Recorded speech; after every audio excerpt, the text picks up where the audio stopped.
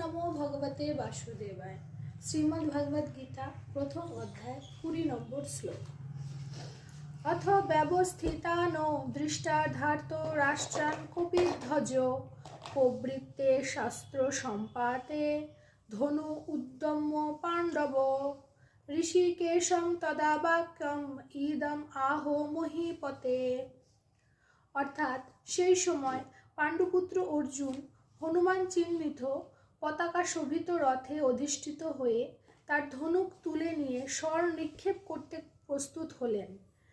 হে মহারাজ ধৃতরাষ্ট্রের পুত্রদের সমসজ্জা বিন্যস্ত দেখে অর্জুন তখন শ্রীকৃষ্ণকে এই কথাগুলি বলিলেন। শ্লোক নম্বর 21 ও 22 একত্রে।